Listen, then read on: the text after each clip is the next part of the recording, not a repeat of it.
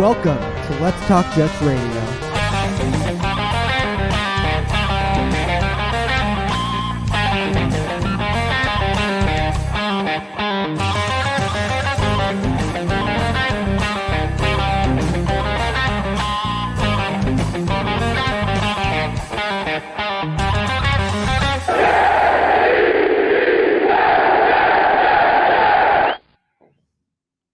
Let's bring on Mr. Primetime. What's up, man? Good to be back. Thank you guys for all the well wishes. This is definitely awesome to be back, just having a little normalcy. So thank you guys, all the support. Dad says thank you as well. Now let's talk about this shitty team. So what do you think about Romeo's intro, man? That shit was awesome. We're professional now. We're like professionals. Dude, this is like, we're actually like a legitimate YouTube show right now. Shit was legit. Well done, Romeo. So yeah, everybody's in shock. So let's bring on the third amigo.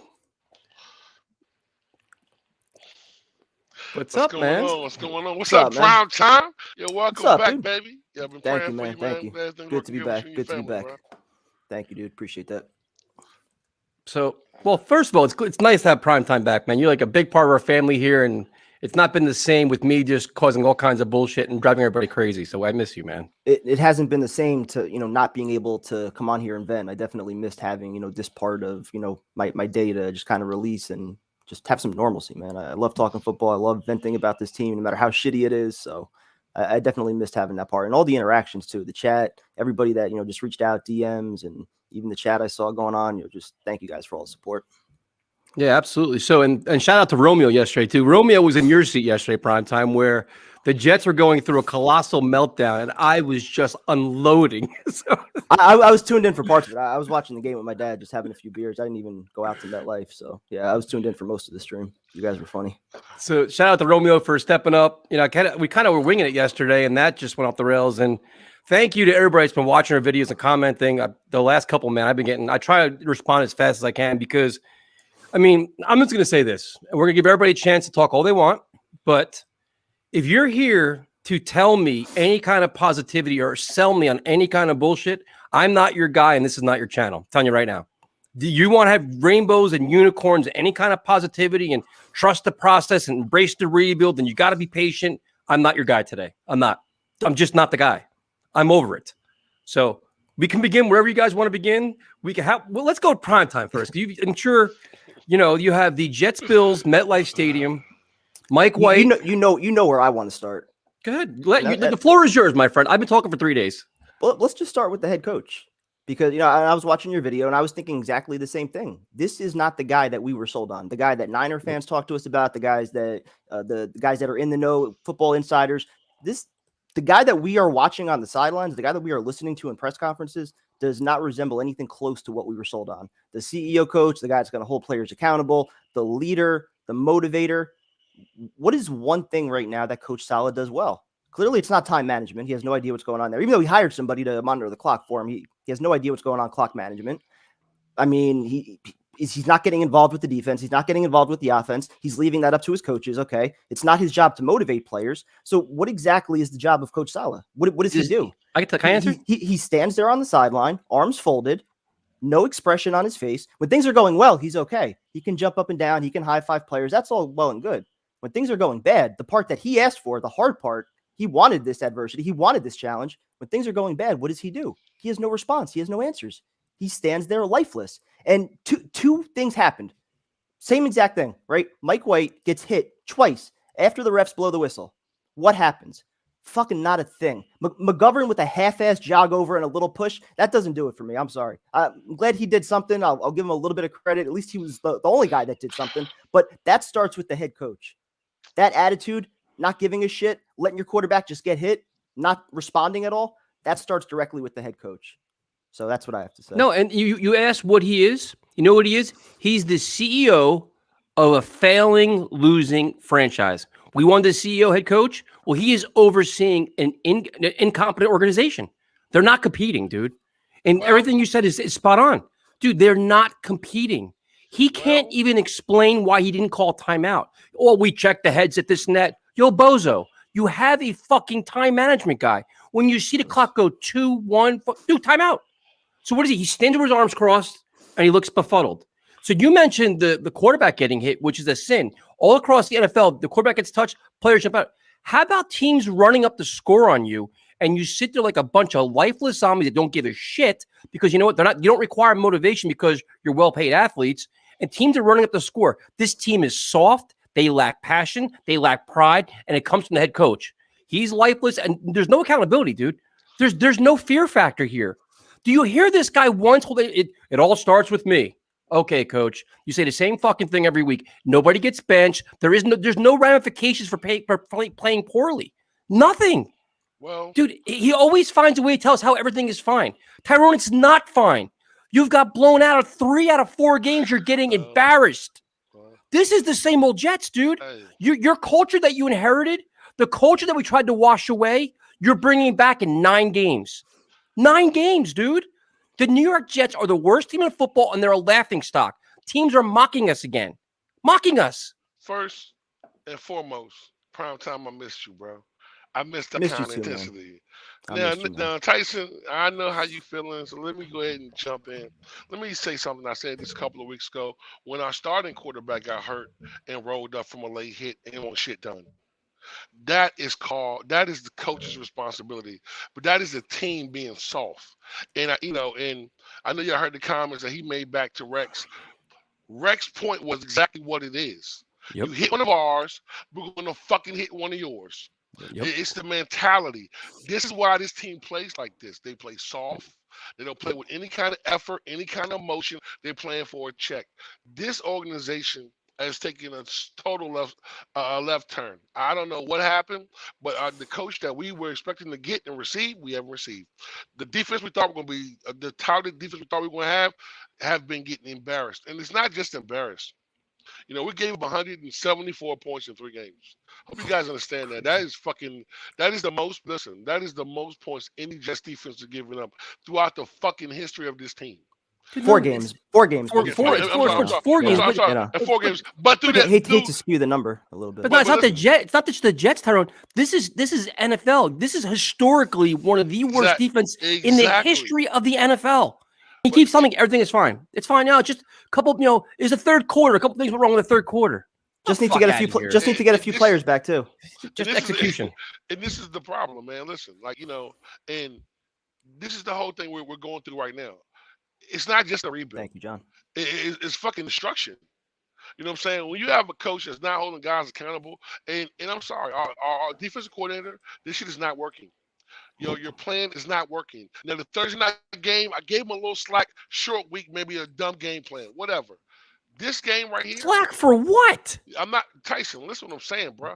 It was a short week. Maybe you came with a shitty game plan. You had 10 days, bro, to get ready for Buffalo. And that's the product you pumped out there. That was crazy. But it's all effort. I'm watching guys for the first quarter play well or try. After that, you get 0 effort. 0 adjustments, 0 accountability, period. It's bad, bro. This shit is really bad where we are. You don't give up more than 40 points a game over a 4-game stretch if you don't give it. Like if you don't give a shit, that's exactly what happens. When you quit, that's exactly what happens. But Salah said that, dude. They asked him about defense. He goes, "It's mind over matter. It's a matter of willpower. It's about wanting it more than your opposition." Okay, well, they don't want it. They don't want it. Dude, but see, that's what I'm saying. If you listen to these guys' words, he's exposing himself because you're basically based on his analogies. He's the coach, not me. Based on what you're telling me, your players don't want it then because you say it's about execution. So apparently your system is so fucking great that it's going to always work, but your players aren't executing it. So week after week, you're getting your doors blown off where you're getting 9 yards of carry. Receivers are running open in space. It's not the system. It's the players. You got to work on our communication. We got to work on our coaching. And then, dude, the fucking balls, when they ask him, are you going to get more involved in the defense? He says, no, that's up to the staff. I'm here to assist them. What? See, that's the problem. Bro, this is that right there, Tyrone. That shit right there. He lost me. He lost me when he said the players don't need to be motivated because he wants to be everybody's friend. He wants to be the media's friend, the player's friend, the fans' friend. You know what? None of us give a fuck, dude. Because you keep losing, you're going to be out of here anyway. Because I don't need a friend. I want a coach. I want somebody to hold everybody accountable and make something make sense here. So he says, I'm not going to help. No, I'm here to assist them. If that way, this is my company. If I'm the CEO and the Jets CEO, I'm in that fucking defensive room. Like, bro, I don't know what you guys are doing, but we're switching this shit today. And if I see the same guy making the same mistake, guess what? You're out. I don't care if you're Quinnen Williams, Rankins. I don't give a fuck who you are. You're on the bench because you're not playing well. And that's supposed to be his area of expertise, defense. I can understand it on the offense. You want to leave LaFleur alone. You're not an offensive guy. That's fine. You're supposed to be a fucking defensive coach. That's why you were brought in. That's the one thing you were supposed to do well, coach the defense. He's hands-on with everything. Get involved with that. Exactly. So that's why I said at the beginning. Exactly. What does he do? What's his job? He stands there. He does nothing. How embarrassing! I could do that job. You to be a defensive-minded coach, and you have the worst defense ever in the NFL. Not just this year, fucking ever. It's crazy. I think the stat was since 1966. No defense had given up more points per game over a 4-game stretch, some shit like that. But the thing is, like, and now 1966, bro. But see, the thing is, it's like we're a laughing stock now. Nobody can take the guy seriously, and it's like if I'm Salah. Like at some point, take the egg off your face because you have the whole carton on your face at this point. Take the all gas, no brake shit out of the entire building. Like, you guys don't even warrant this anymore. I'm done. Let's stop embarrassing ourselves here. Take away the catchphrases. Take away all the fucking shit. Like, take it all down. We're done with this because it's not worth it. You're embarrassing yourself. Like, do they not understand how like they're so tone deaf to how poorly they're run and how poorly they look right now? They just don't get it. And when you try, and this is beyond first-time head coach shit. This is incompetence, prime time. This is the fear you have when you hire a first-time head coach. It's like, is this spot becoming too big for them? He's getting overwhelmed by the media. He's getting overwhelmed by the game. He can't explain a basic thing of, coach, on 4th and 1, how in the fuck did you not call timeout? He couldn't even answer it. Well, we had to check the headset and this, that. What are you talking about, dude? What? Like this. Boom. My drunk ass can call it. I'm fucking 10 beers in at that point. Come on, man. And that's the problem, Tyson. He has no answers. He gives the same generic coach speak, and I think at this point it's rubbed off on the players where they don't give a shit. They don't care. They see right through it. Primetime, did you hear the players talk about it? They're talking about, well, we gotta start looking at one another about effort. They're already questioning each other about effort. Of course, so if the players are saying that, how does the coach not start ripping some asses? Furthermore, and this I'm gonna unload. I've been unloaded for fucking 2 days. I don't even care anymore. I don't care if the Jets ban our fucking channel for I give a shit. How does this guy watch Mike White, who's completely shitting the bed, dude? Completely just in the third quarter, he had an epic meltdown. You take the kid out. How hard is it, dude? You did it with Zach Wilson while he's throwing interceptions like they're going out of style. Why do you leave him in the game, dude? Do you just quit? You just don't care anymore? Well, he's not learning. What you're doing is you're making it worse. And if Flacco doesn't want to come in the game, first of all, Flacco doesn't even want to be on the team. Flacco does not want to be here. It's apparent. If he doesn't want to come in the game, then you cut him. And just accept the fact you made a really bad trade because it was a terrible trade. Leaving him in the game yesterday was criminal. It was stupid because you just gave up. Like, he quit, the team quit, everybody quit. So they're quitters. Yep. I mean, I don't know what to say on that one. I mean, it was horrible, bro. Like that, it was I'm not gonna say no effort, but this shit was fucking bad. It was bad, bro. It was bad. In every aspect of the football game, it was bad.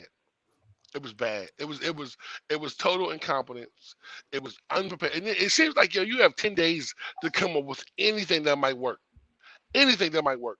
And we get nothing. You know what I'm saying? So And this is a good thing here. Do the Jets players even respect the Jets? They don't know, because you know what? What does Salah say to them? It's all about you making as much money as you possibly can.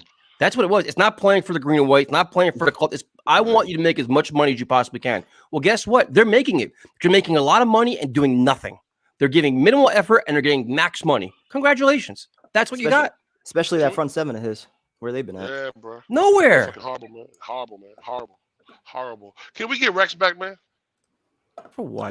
That's the thing with Rex, though. As bad as he was X's and O's, like as a fan, his passion, like that was relatable. Like you can get excited about the team. You would have never had a fucking Rex would have never had a fucking game like that. Well, it's 4 games in a row where your defense shit the bed like that, bro. That's just an effort, Tyson. It's fucking effort. Dude, I don't care if we lose. I don't give a fuck if we get blown out. But when I see 0 effort, bro, you cannot fix that. That's horrible, man. That's really bad. But you know what makes it worse, Tyrone? You know what makes this worse this is the youngest team in the NFL. They're learning this culture. They're learning this mindset. They're learning, you know what? We don't play too bad. We're not going to get benched. We're not going to get cut. This is going to go wrong. You know what? When we lose, everything's going to be fine. The grass is going to it's always going to be fine. Like today, I'm listening to him, and he tries to start saying, well, you know, what really wasn't that bad. What? Like, dude, we're going to flip this thing, he said, right? We're going to flip He's like, it's only a matter of time before we flip it. Bro, you may not be here by the time we flip it. But the second thing is like, but it's just like, and it's just, they don't explain anything. It's like, you look at we'll start on the offense. We'll go there first. We're all over the place. That's my fault. So how about Becton if you want to start there? He could be out for the rest of the year. He's gone the rest of the year. He's at least, 3 weeks away from practicing now? From practicing. And they asked him about 3 weeks. From practicing, and they asked him about his game shape, and they wouldn't even go into that. So, he's definitely out of shape. Lost year, he's going to be gone. Terrible. To bring him back with 2 games left is worthless. So his season's lost. So you look at the offense, and it's like they had like 3 or 4 first and 20s, penalty after penalty. And it's like you look at the offensive line, and it's just, listen, I understand the Bills' defense is good. They're blowing assignments left and right. And if I hear one more time we got to work on our communication, what in the fuck do you do all week long? And you had, like Tyron, you mentioned it. They had an extra long time. Like they come off the bye week, same shit. They played on Thursday night. They had extra time to prepare. They still look unprepared. They're unprepared. They're outcoached, and the effort's questionable. And the quarterback gets their ass beat. And I'll say, to me, I thought Mike White was a deer in headlights in the first half, dude. I thought he was scared shitless. He started getting hit. He started getting riled, and the moment became too big for him. He started to settle in, and then Corey Davis fumbled. Go figure. Well, and like you said also about, how many times was he in 1st and 20, 2nd and 20? I think 3 of the first 4 drives were killed by a holding penalty. Yep. So right then and there, the thing that he was doing well, that this offense was doing well, executing the checkdowns, keeping the chains moving, suddenly you're backed up against it already.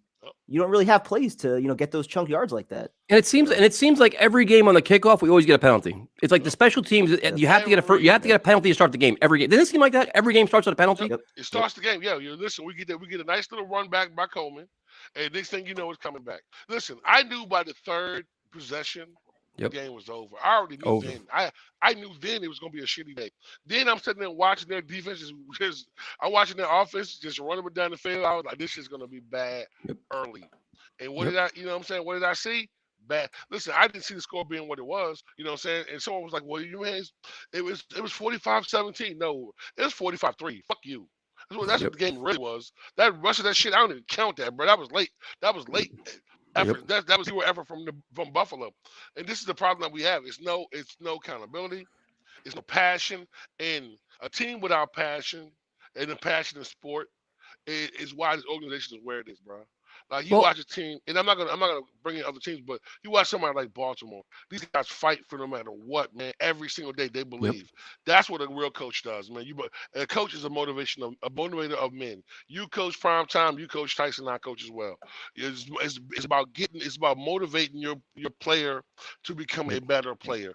Our coach said on national TV that he's not fucking doing that. So why the fuck is he here? That's my point. If you're not going to motivate them, because when you got the job, you say, I'm going to be the CEO type. All gas, no brakes. All we have got is brakes, bro. We don't even have wheels on this motherfucker, bro. All we got is brakes. We get shit up. It's crazy, man. No, and if you listen to that game yesterday, I didn't feel bad for 1 minute not being there. There were more Bill. It sounded like there were more Bill fans there. Yep.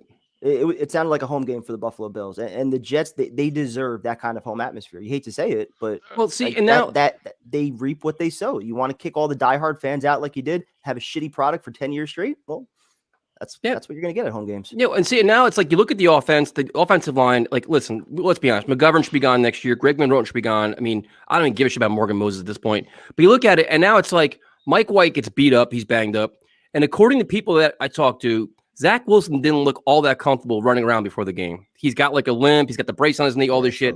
There is no sense rushing him back this week. And this isn't about, we got to get Zach in the game. No, this is called being smart with your quarterback. If the kid's game evolves, especially behind this offensive line, is about mobility, athleticism, and getting you don't want him hampered where he's kind of like second guessing what he can do. You don't want that. Especially the Dolphin defense will beat the living shit out of him, but you don't rush Zach back. So if Mike White can't play, then play Flacco. I don't want to give a shit anymore. But now don't be haphazard with Zach Wilson to appease the fans, because there's no reason to appease the fans now. You've already damaged everybody. Everybody's hurt. Why bring him back and let the kid get hurt even worse? It makes no logical sense, Yep. bro. Listen, man. Because of the Jets, dude. Tyrone, do you honestly trust their decision making right now? Do you honestly trust anybody in this organization? And you know what? And I'm be honest with you, Tyson, man. Listen, I've been a Jet fan for my whole life, right? And this is where I'm the point I'm at now, bro. Like I really was trying to buy into Douglas. I was trying to buy in. There's nothing to buy into, man. This is a shitty ass product, man. Like, you know, bro, I'm to the point, man. I'm so sick of this shit, bro. I'm fucking sick of it. I'm tired of every fucking Sunday knowing we're gonna fucking lose, bro. Like, not even getting an effort from this team. You know what I'm saying? Thinking every season it's the same shit. You know, it's hard, bro, to come on the show and be motivated and be like, yo, this is a good team. This is a fucked up team. It's just bad. It's a yo, every single week is this, and I'm not doom and gloom. I'm a diehard Jet fan. I want to see a good product. I understand we have a young team and we're not there, but at least show me something to believe in. I don't even have that, bro. We don't even have but the that. thing is, and the funny thing is, it's like everybody gets the Bills are coming in angry. The Bills are coming in angry.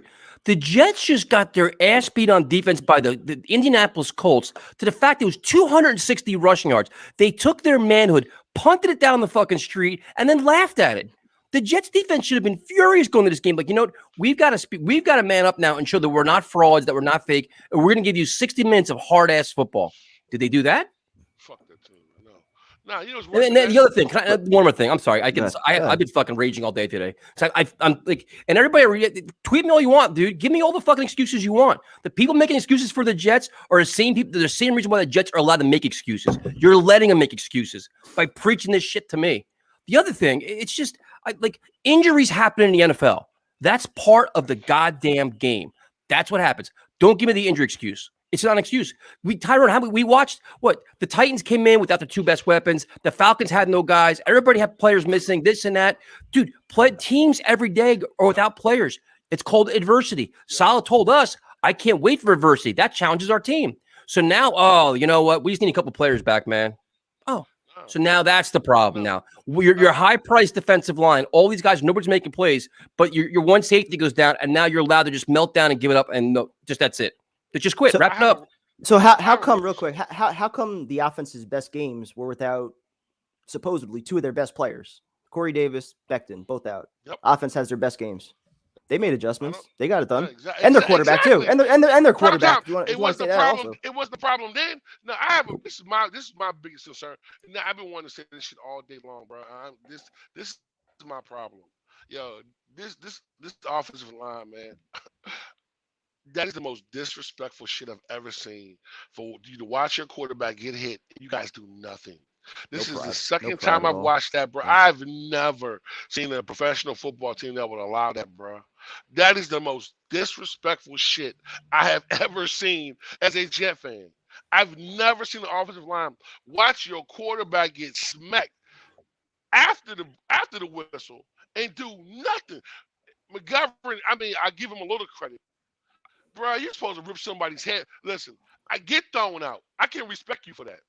But the effort that they gave, bro, that's one of the few times where a flag would be justified. You run up to the guy, you shove him down, you rip his helmet off, whatever. Like a flag would be justified there. It sends a message to the team. It sends a message to the officials. We're not going to tolerate that shit. So when it happens again, which it did, like 5 plays later, they probably throw a flag there. It wasn't even 5 plays, bro. It was 4. It was 4. And we're watching this, and I'm sitting there watching like the shit that happened to Zach. We watch this, and they do nothing. My defense don't go out there and smack him in the mouth. Nothing's done. They don't. Okay, whatever. We watch this week. I'm watching this kid get smacked after, and they're sitting there. Yo, bro, this team is fucking soft. They're fucking soft from top to fucking bottom. They're soft.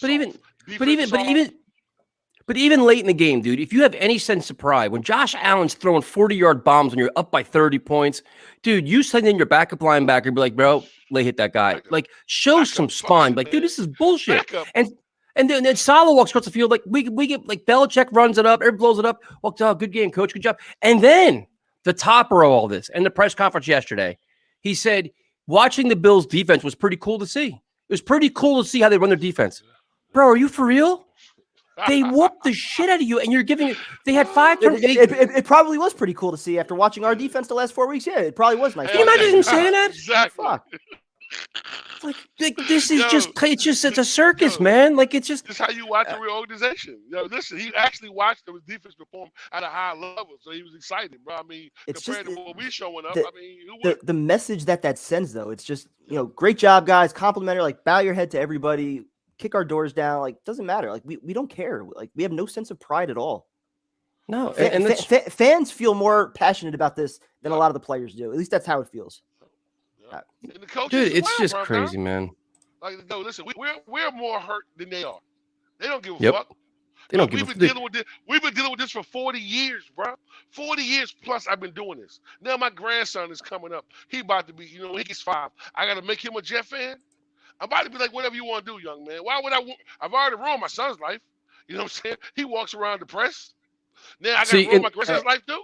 Come on, man, that's crazy. And in terms of the Salah Rex Ryan feud, he's not going to win that feud because Jet fans love Rex Ryan and his deep. Rex Ryan Rex fucking did something in this town. Yeah, and he also he never would have allowed that, Tyson. He never would have allowed that bullshit. Nope, he wouldn't have. Rex would have never allowed your quarterback to get hit and ain't no retribution. Rex would have never allowed his team to give up 50 fucking points in 1 week and do it again the next week and give up 267. Rex would have blew a fucking gasket in here, bro. And Salah trying to talk tough to Rex too. If it's that personal for him, he knows where to find me. You can talk tough to Rex, but what kind of message are you sending to your team? No, exactly, prime time. You can get pissed off about that, but not getting your doors blown off, giving up 54 points. You can talk tough to a senior citizen, but your fucking defensive line who ain't doing shit, your linebackers who ain't doing shit, your cornerbacks who ain't doing shit, you don't say nothing to them. Nope. Your coach who's not coaching. Come on, man. Dude. That's ridiculous, bro. Salah's picking all the wrong battles right now. He is picking all the wrong battles. It's almost like he's taking on a persona that's not even him, dude. Like somebody's coaching him somebody's telling him to present himself a different way. Man. And he's so out of his shell right now where it's like he's trying to be friendly, he's trying to be nice, trying to be everybody's friend. Like he's everybody's friend. He's trying to be like this, a pal. And it's like, dude, you're getting exposed. You're coming off soft. You're coming off lost. Like you're dazed and confused. Your team is following your same mantra. And dude, and it's on the sidelines, it's always arms crossed. Like that's it. Like it's just he's not being coached. Tyson, that's a great point because I just want once I really don't think like the guy that we're seeing, I don't think this is him. Like I really think like that passionate guy that we thought we were gonna get, I really think that's Coach Salah. Like that person wants to come out. But you're right. There's somebody or something that's holding him back from being himself. Maybe it is. There's something that's off. He's not being himself. Maybe he's just overmatched. He's overwhelmed completely, deer in the headlights. That's possible. Because let's be honest, the Jets are very cognizant of how they present themselves, how the coaches, and you think about it, when they hired him, they said, we all said, you want a CEO type, you want this, you want that. And now all of a sudden he's trying to transform into all of that. And somehow he's getting lost in the hairs now, because early on in the press conference, the all gas, no breaks was fun. But now when you're breaking down, like you're asking specific situations about certain things, he can't answer, dude. He's getting literally just like he talked like you were like, wait a minute. So now I'm like, this is how crazy I'm going, dude. I'm going to rewatch this press conference, make sure I'm like, my rage isn't like clogging my ears or something like that. Or maybe I'm old, I'm hearing things. He says shit, dude. And you're like, what? Like, dude, the shit he's saying now, if Gase would have said that last year or even Todd Bowles, dude, we would have been going out of our minds. I mean, listen, my whole point is this right here, bro. I really think that Tyson and Pryor, I think both of you are correct. I think they're telling him to calm himself down. And what he doesn't realize is, man, the shit you're putting out now, they're gonna fire you, bro. They're gonna fire you. I promise you, they're gonna fire you. If you don't believe it, look at the last head coach. You know what I'm saying? He'll get another year. Him and Douglas will get another year. No, he'll get 2 years. But listen, what I'm saying, you'll get 2 years, and I'm gonna do it my way. If I'm gonna lose my fucking job, let me lose my job my way. Yep. I'm not gonna coach your way and go out here and put this product, because I'm embarrassing myself as a defensive coordinator. That shit looks bad. You know what I'm saying? Yep. That looks really bad. So that's period. And if our offensive coordinator's not doing his job, then look here, buddy. Hey, look here, man. We're gonna run this. I'm your boss. You're not mine. I just can't. There's no CEO that will allow his business to lose that much money week after week after week. But just like if you're a head coach, your first time job in a primary market like this, you take so much pride in your job, especially if you're a defensive guy. If that's your thing, you're known to be like a top level defensive coordinator, and you're watching your defense get scorched. and you're not living on the sideline, or you're not like, bro, I'm taking over play calling, not after the game, during the fucking game. Like, bro, whatever we're doing right now, cut this shit, stop it. The one thing I learned about Bill Parcells, I'm old, man, so I know, I research, like, I read about coaches, man. Rick Pitino and fucking Pat Riley, Bill Parcells. I always read about coaches. That's why I'm interested in it. Bill Parcells would hear every play in his headset. He knew every play on offense and defense. If he didn't like it, he override it. Don't call that play, call this play. If it goes wrong, it's my fault. Do you think Salah does that on this defense? He says he doesn't. Yep. He says he kind of oversees it. Dude, if this is going on in these games, primetime, I'm telling you, halfway through the first quarter or second quarter, I'm like, listen, man, no offense, but this is my job. This is my head on the line right here. Your defense is playing like shit. We're changing it now. And if it doesn't work in the press conference, I'll own it. I stepped in. I made the changes. It didn't work. It's on me. Fuck this group effort shit. Like, oh, it's about execution. No, dude. This like, how do you just sit back and let this happen to you? Like, how does he go home at night and sleep knowing that he's getting ripped to shreds and he's embarrassing himself? Like, where's your pride? Like, I would go down, dude. I'm going down. Tyrone, you said it perfectly. If I'm going down in flames my way, dude. I'm going to listen. This is my way or the highway. If you don't like it, get the fuck out of here. And if you start giving me things I don't want to do, I'm going to say, I'm out of here. I'm leaving. And that's what's so hard to understand, because we know he can be a passionate guy. And I mentioned before, like when the team's going well, when there's a good play, you see it, he could be rah-rah and everything. But like those moments when the team is down and the camera pans over to him, almost 4 or 5 times every single drive, what exactly is he doing? I never see him interacting with anybody. He's never in the headset. He's never in the officials' ear. You watch other games. Yep. The head coaches are right by like one of the head officials screaming at them over every single call. And he doesn't say a word. He throws his flag. I saw you guys during the stream when he threw the flag at one point. The refs were fucking laughing. Like, you can't challenge that. And they just kind of like brushed him away. They walked away from him. Fuck your challenge. Yeah. He walked through. Yeah, good. Nice job, coach. Exactly. Yeah. So I don't know what it is. And like with the defense also, we talked about it before the Falcon game, right? Cordell Patterson, Kyle Pitts. Those are the guys you got to take away. Those were the guys that crushed us. Colts, Jonathan Taylor, Michael Pittman, 2 guys you got to take away. They crush us. This week, Stephon Diggs, the one guy you got to take away, the one legitimate playmaker that they got, leads the NFL in receiving. Did you hear? How do we not have a game plan? Do you hear the explanation though? Players? But did you hear him explain? It was something about our scheme, right? Like he's like, it's the way our scheme is. Okay, coach. Well, here's a novel idea. What you have to do in the NFL is you have to adjust. If your scheme isn't working, you adjust your scheme, because Tell me what fucking scheme has your top corner get injured, or one of your starting corners get injured, and then you leave the opposing team's best receiver on an island with your backup corner. But dude, the funny thing is, makes that okay. Can you imagine Josh Allen? He's like, wait a minute, okay, Brandon Eccles, who's now out 3 to 5 weeks, which is terrible. So you put Javelin Guidry on him. The first time he gets dusted, they put him back there again. Josh Allen's got to be like, wait a minute, are you serious? They go to like 3 or 4 times. But that's our scheme. That right there shows arrogance. That shows being stubborn. That shows a coach doesn't know how to adjust. And that's a problem, dude. You guys say, listen, let's back off of this, because we can't have Diggs man-to-man with Guidry. That's laughable. Laughable. And this is the one thing. It's like, that's where our scheme is, man. So your scheme is failure then. Though. That's the arrogance. That's incompetence. That's incompetence, dude. That's the arrogance, bro. You can't say this. That's incompetence, bro, because you know what they're going to do. I mean, you know what I'm saying? Nobody over top, no safety over top, no help. Hey, you on the island, you cover the best. You are 5th string cornerback, but you cover the best guy. No problem. You got it. Treating Javelin Guidry like he's fucking Revis. Yo, crazy, man. And they wouldn't switch Bryce Hall over there because he wants to stay on one side. Their corners don't follow receivers, because that's the scheme. That's the system. Yeah, that makes sense. And then you give him no help. Then you give him no help. No. So you give him no help on that side. Nobody. I mean, even if you would have put Ashton Davis over there, that's not much help anyway. So yeah, he's another word. Hey, listen, he's good. He's good to miss a tackle, ain't he? He's good to be out of position, right? He made one play. He came like up towards the sideline. He came like flying in. I was like, oh shit, that was Ashton Davis. What? Well, listen. Put him on the other side so he can be out of position. So he can be where we need him to be at. Yep. Oh, go ahead. One positive, if we can. The Michael Carters, man. How about them? Yep. Michael Carter making a nice breakup. Running back's been fucking killing it for the last few weeks. So Moore. One positive. I like Moore too. Elijah Moore too as well. They should use him more. The rookies okay to me. The rookies are okay. They're coming along now. The rest of the team is dying. They don't know any better. You know what I'm saying? This free agent class, week by week, is just getting worse and worse. It seems like. Prime time. How can listen? This is the bad part. How can you entice a free agent to come here next off season?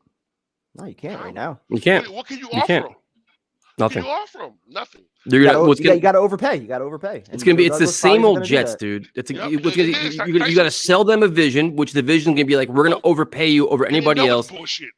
and no top level free agent that wants to compete and wins gonna come here. They're not. Nope. They're not coming here. They're not. But I'm telling you right now, if you're gonna say, hey man, like name whoever, everybody wants the top offensive lineman, they're not coming here unless you drastically overpay him. And a lot of times, if the money's equal, guess where they're gonna go? To a winning organization. Yes, so who wants to go to a fucking 4-13 Jet team or thing where the coach, let's be honest, if they go 4-13 this year, where the coach can be in the hot seat. Because if he goes 4-13, everybody's going to say, you know what, Salah and Joe Douglas better get their shit together or they could be out of here after the year. What free agent's going to want to come here in that environment? They're not going to come here. They're not. And you know the worst part about it, I hate to look too far ahead, but you're right. If we go 4-13 this year, we enter next year with both of them, I think, on the hot seat, where it's kind of like a prove-it year. And the worst part about that,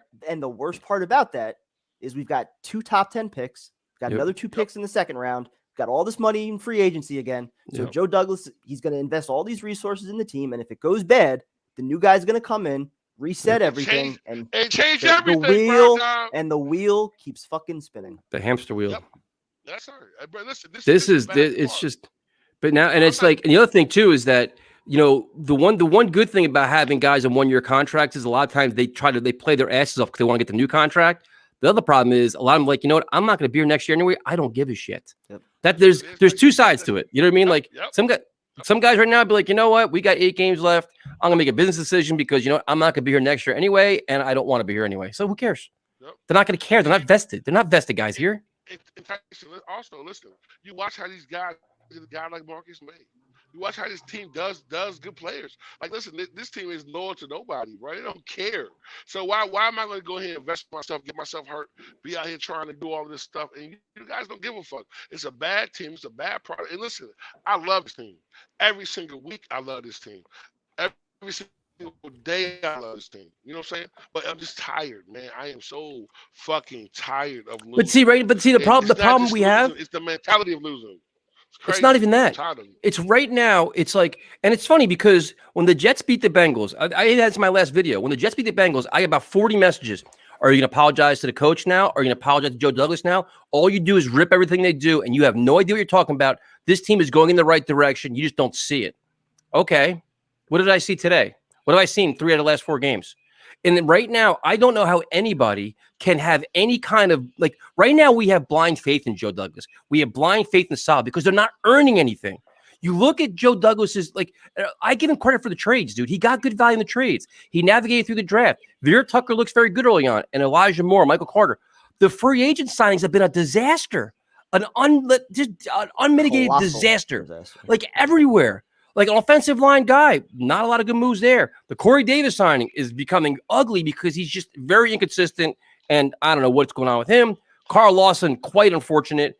Jared Davis, dude. Have you seen Jared Davis? I know he just got back. Yep. Not looking all that good. What's Rankins bringing to the table? And you got to throw John Franklin Myers in there now too. Yep. But we know what I want. That's his big money free agent. But here's the thing. Here's the thing. What I want all these.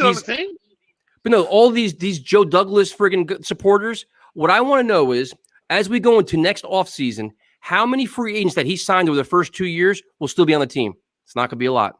I guarantee you it's not going to be a fucking a lot. Seriously. Look how many, all the moves he made last year, all the moves he made this year in free agency, how many will be here next year? And the ones that are here, do we even still want them? It's not going to be a pretty sight, dude. I guarantee you it's not going to be good. Listen. Same can be said about his draft last year, too.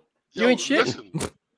Listen, I'm going to be honest with you, bro. Like, listen, we already know that we're going to be able to attract the best kind of players here because, number one, you have to overpay him. Number one, there's something he's not going to do. That's the problem. He wants to bargain. Listen, we're in a bargain basement getting looking for groceries. Don't get mad at what we're receiving. I would take those first 2 picks that we get from us in Seattle and draft offensive line. Take the whole fucking draft and draft offensive line.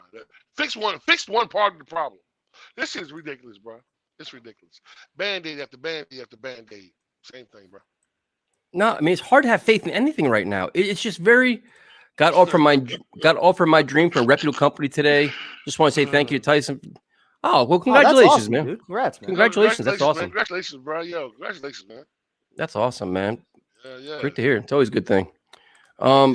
You know, and that's just like you try to have like, and I'm telling you, like people on this, I gotta go off Twitter at some point because I can't take it anymore. It's just, I don't understand where there's all this blind faith at. There's just not, because you just hard to believe in. And the other thing I wonder about is now that they changed the hierarchy in your organization where Salah reports to Joe Douglas, at what point does Joe Douglas get out of his fucking closet and be like, hey, bro, what's going on defense? Why don't you step up and start changing things because you're not doing your job right? Like when does somebody in the Jets get uncomfortable with losing? What process does that start? 3 out of 4 blowout losses is not going to be enough. Can Joe Douglas do that? Somebody want to wake him up in the booth, kind of slap him around a little bit while he's walking around all pudgy and shit? How about, hey, go talk to your coach, bro. Let a little fire in his ass. We've been down this path. It's only a matter of time before the fingers start pointing one way or another, where it's leaks from, the coaching staff that we don't have the players that we need, or from up above where the coaching staff's not getting done what they're supposed to be doing with the players that we have that we believe are talented. It already kind of started with Mims too. If you notice that. It already started with Mims. So that's something to watch. Because Joe Douglas, he's not going to go down with Salah, I don't think. He'll try to get Salah out of here and hire another guy. Of course. So he has no connection to him. It's hey, just... bro, listen. Tomorrow's show is going to be absolutely crazy. You know that, right? Oh my God. I'm just tired of it, man. I mean, it's just not fun. And the other thing too is the last aspect of this, and the saddest part about all this is the season ticket holders. Because now you have games that there's like 3 levels to this. The first is you have a game like yesterday that nobody wants to go to. The season ticket holders are either going to lose money because nobody wants to go. You lose all the money on your tickets, or you go there and you're surrounded by Bills fans and you're getting heckled, and it's a miserable experience. I feel terrible for season ticket holders. I talked to a bunch of them today. They're like, dude, it was insane. The third quarter, the stadium was all Bills fans talking all kinds of shit, and you're getting laughed off your field while your team is quitting and getting embarrassed. So now, just say you want to go to the Dolphins game this weekend. Who in the hell wants to go to that game? Who wants to go spend money there and spend your entire day watching the Jets Dolphins when you know what you're going to see? It's a terrible return on your investment. I texted you Friday, Saturday night. I texted a bunch of other people. Got 2 tickets, parking pass, free. If you want them, they're yours. Nobody wanted to go. I would have had to give people money to go. Like, nobody wants to go see this shit. It wasn't even worth the time putting them on StubHub or whatever. What am I going to get? $15 back? Prime time said free. That's bad, bro. Who wants to go to that shit though, bro? That's the point though. Like, you can't give them away. Nobody wants to go. Yep. So, and I guess this is what people want us to talk about now is just the quarterback, and that's fine. Listen, I thought Mike White, he played a very good defense. I thought he played terribly. I thought he got rattled. And once the game got out of hand, he tried to play hero football, and that just all spiraled out of control. And I thought he should have been pulled. I don't know. Prime time, I thought they should have took him out. I agreed, but I wasn't as pissed off about it as you were, just because I didn't have any interest in watching Joe Flacco. It was more just to kind of save the kid from himself. It was clear that it was not his day. He was trying to force passes, so you want to just get him out of there without getting injured, which of course, he ends up getting hurt still. So yeah, I mean, you definitely understand that, but at the same time, I didn't want to watch Joe Flacco. I much rather would have watched Mike White out there. But to me, it was more about saving Mike White from himself than anything else. Like, listen, dude, the kid's demoralized. He's just getting killed. So it's like whatever. But now the question. I will say real quick though that for all the comments we've seen about, you shouldn't have trusted Mike White, or he shouldn't have got the start. No, like, this is exactly the reason he should have started this game instead of trying to force Zach Wilson back too soon. Because what would the narrative have been if Zach Wilson played this game, even if he played better than Mike White? Let's just say 2 interceptions, moves the ball a little bit, but we still get blown out.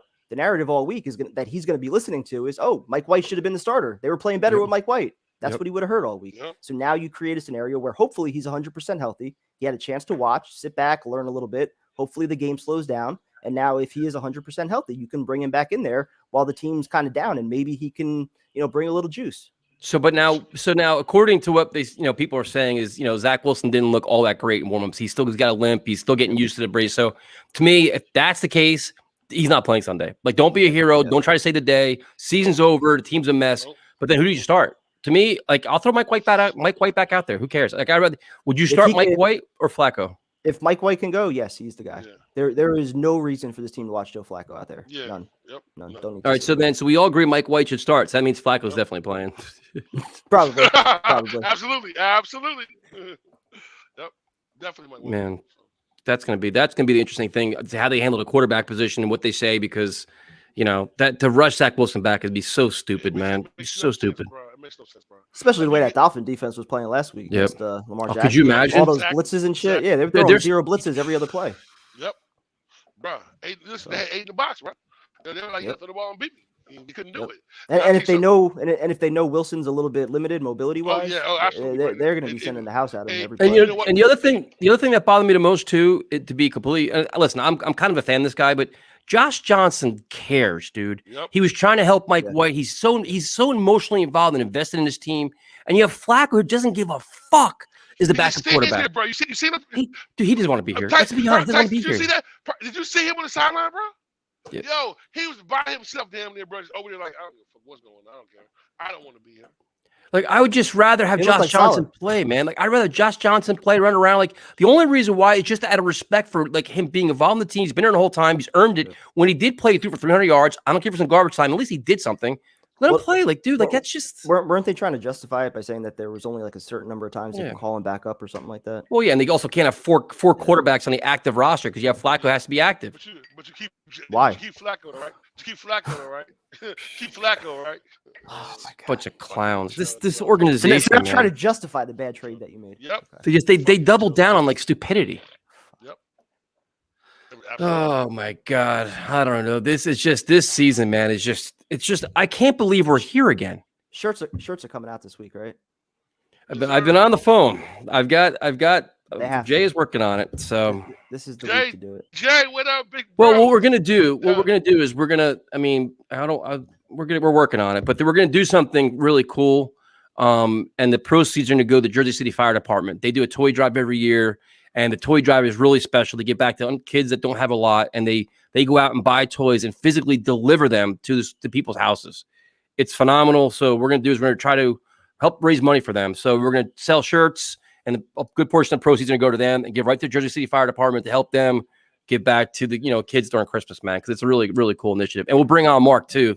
We'll bring him on the show too. He's a big time Jet fan, real cool dude.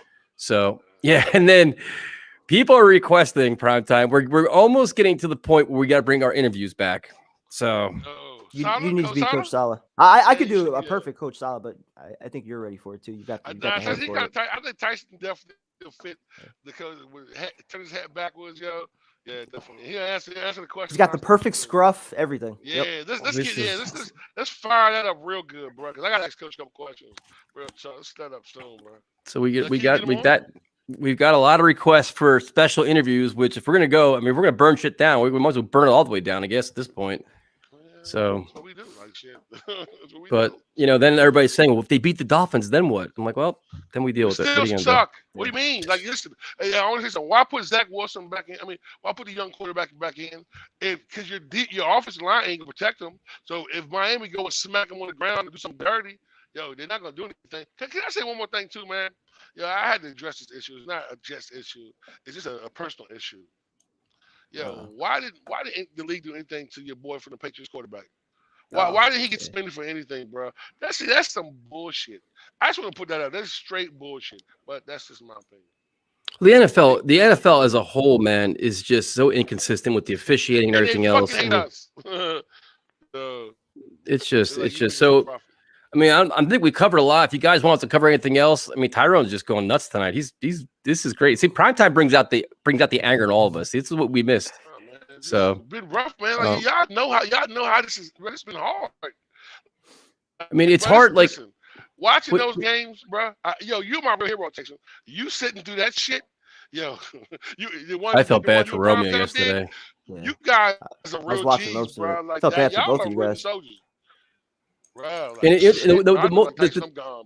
the crazy thing is that you try, like, I promised myself, I'm like, bro, I'm not gonna get mad today. I'm not gonna get mad. I'm not. And then it's just like, I can just see Romeo's face, and I'm like, oh fuck, he's like, here, he's getting the full primetime experience today.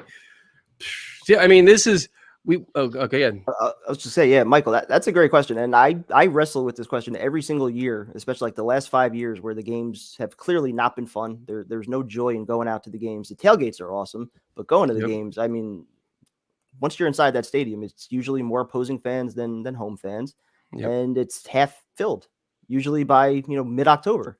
So, yeah, I mean, I've been asking myself that a lot. I think the one thing that keeps me going as a season ticket holder is just because it's been a tradition in my family since, going back to Shea Stadium. And, I like going to games with my dad and seeing my friends and family. I mean, that's important, but I definitely question it sometimes. I'm like, why do I spend my money, especially full price before the season when I know I don't have to, when I can get these tickets for 20% by October?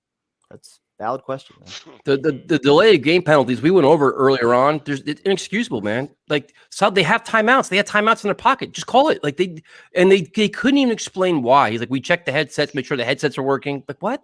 Like, what are you talking about? Like, if you see it get down to 2-1, timeout, ref. They're standing right next to him.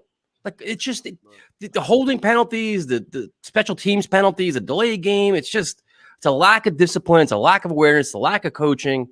You could argue that the game kind of changed right there. Yep. You got a chance to convert a 4th and inches, maybe get a touchdown. That play call thing was screwed anyway. It looked like the Buffalo was on top of it, though. Probably. Fourth and inches, you go quarterback sneak, though.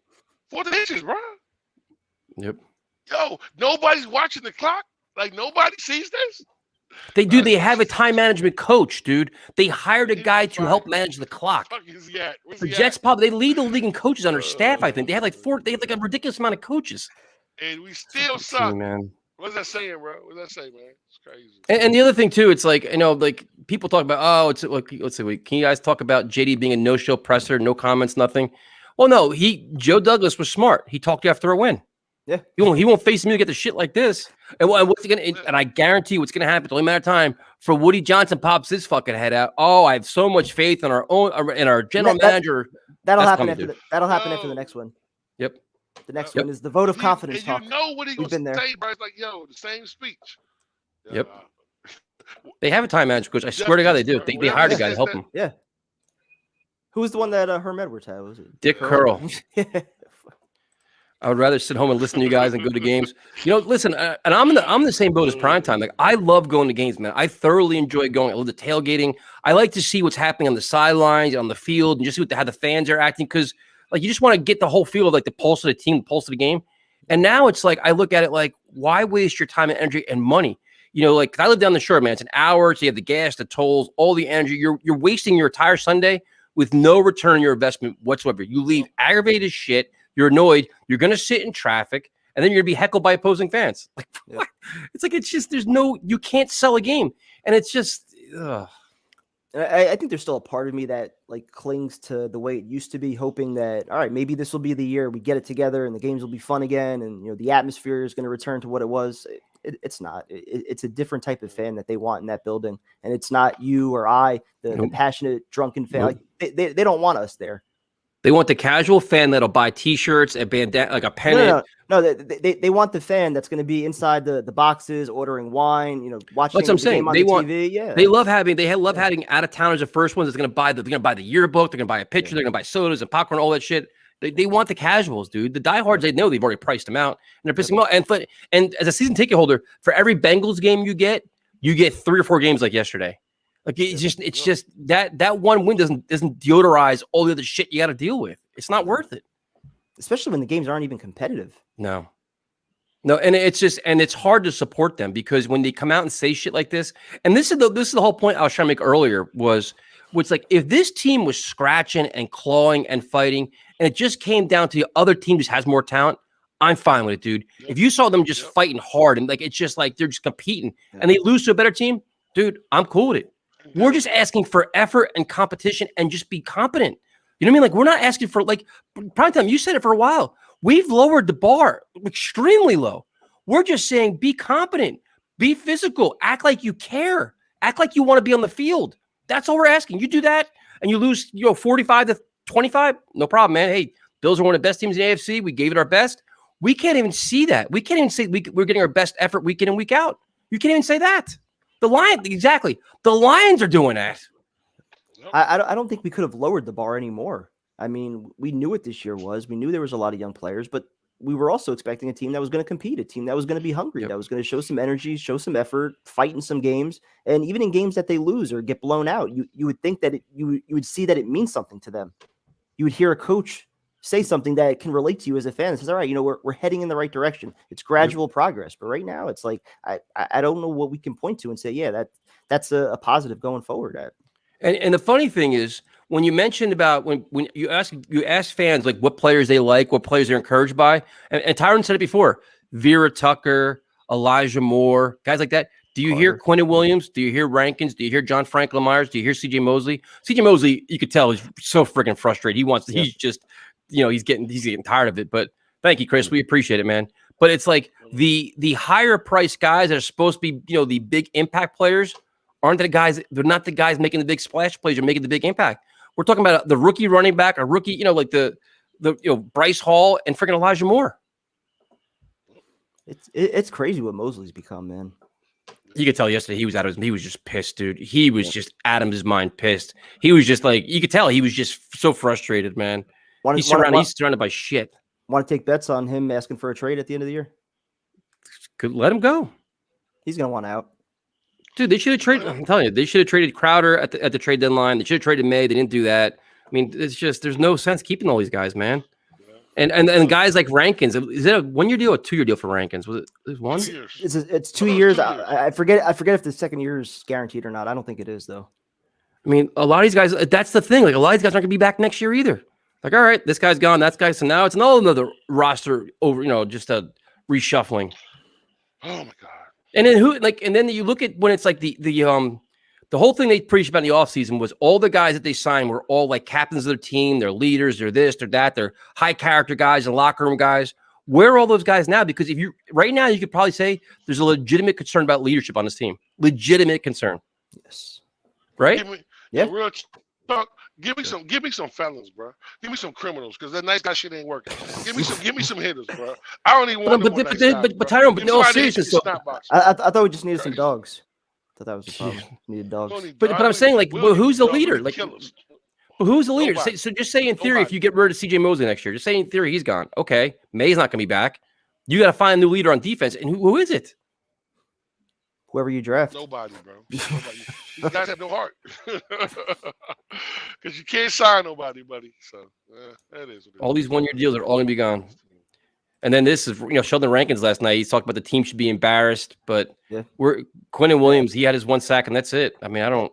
And that was my bigger point in the offseason. Like with all the 1-year deals, like I much rather would have overspent on somebody that was going to be here for a couple of years that you can kind of build continuity around instead of just recycling all these 1-year contracts on guys that good chance weren't going to pan out.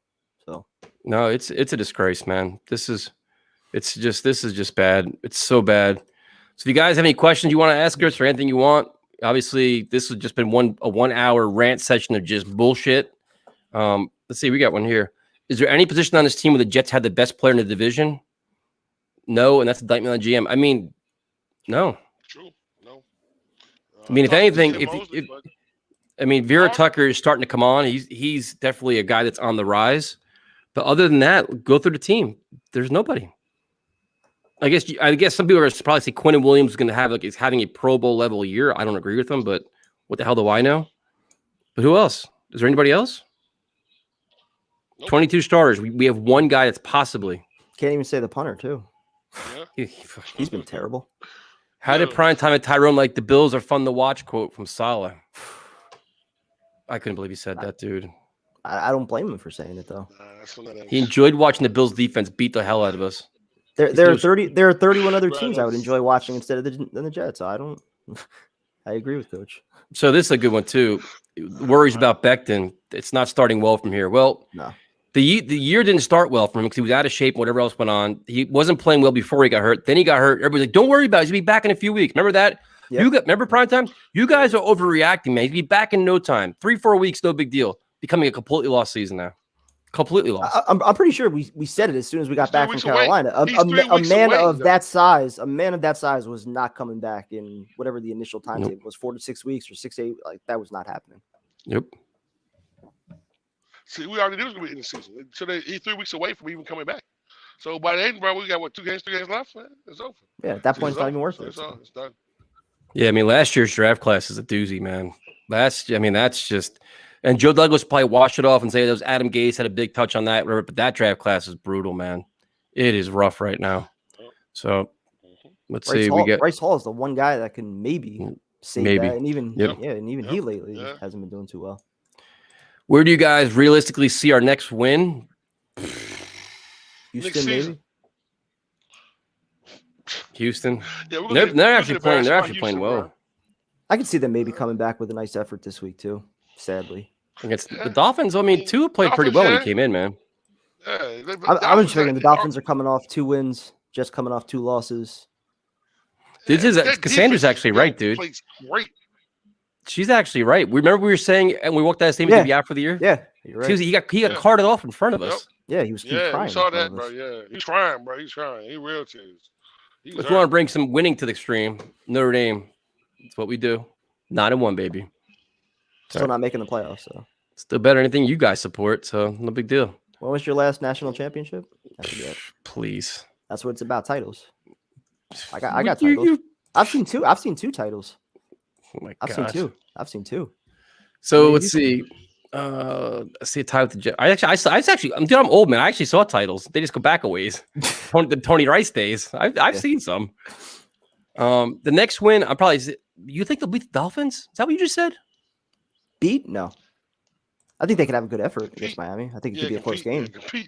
Compete. I don't know, bro. Compete. It just seems so topsy-turvy. You don't know, bro. Like, Let's see. We got here. When do we start draft talk? I can't do draft talk till the season's over, man. I can't do it. Hey, Snoop. I'm ready for draft talk. Hey, Snoop, don't hey, listen, homie. We're picking 3 and 7 right now. 3 and 7. So. Wonderful. Yo, exactly. Prior time, I've been looking at the draft things already, bro. Prime time. When was the last home game that you missed? Yesterday. Oof. Yeah. Before yesterday, I don't even know. I've missed probably like 5, maybe 6 games in my life. So it's not often that I miss. 2 is starting this week. That's who the Dolphins already said today. He's starting on Sunday. Yeah. So, and I guess, my prediction right now is that Mike White's the quarterback on Sunday for the Jets. That's kind of where I'm at. So we'll see. The Knicks have been, they've been terrible too, man. They fell off big time. Anything else you guys want? Did we miss anything? Did we cover? We covered the offense, the defense, the coach. We ripped Joe Douglas. We ripped the owner. I think we got everybody. Let's see. Serious note. What is the point of doing a draft talk if the Jets don't know how to draft? Fair point. Let's see. What do you got here? Tank for Bryce Young. Oh, God, I can't. Isn't that 2 years away? So we're not Super Bowl contenders. This time next season, do you guys have any faith that this coach can do anything different? Hopefully. I mean, I'm praying for it. Well, he's going to have to because they should have a lot more talent next year. And if they don't, then it's a clear sign that both he and Joe Douglas need to go. Yeah. But I mean, we should say, is he going to do anything different by the end of the season, man? You have 8 games left. You got to see something over the next 8 games that's improving, no? Well, didn't he say something today that the system is supposed to make guys better, like as the season goes on? Yeah. Right. So yeah, that ain't working. Let's see. Got to get their players back. So yeah. This is. I mean, who starts the outside cornerback now that Eccles is out? It's gonna be Guidry. That's where they had him there yesterday. They activated Pinnock today too. Great. Yeah. I think Pinnock will get a shot. Seriously, he had a decent training camp. Yeah, we need to start tracking Tyson's blood pressure during the press conferences. Oh, yesterday set me off, man. His comments yesterday. I didn't even watch the presser. Dude, prime time, you'd have lost your shit, dude. You would have lost your shit. Did you stream it? Oh, yeah. Romeo made me. He pulled the U. He's like, we got to do it, man. I'm like, come on. And our views went down. All of a sudden, like, they just went up. I'll go back and check that out after. Yep. So thank you guys for joining us. What else we got here? It's not my job to coach this team. Yeah. Yeah, I've been on a couple of rants, man. So my apologies. Thank you guys for joining us. Tomorrow night, you guys all come on, man. So just come join us, come on the show, vent, and we'll talk to you later. Thank you guys. Appreciate it. Thanks.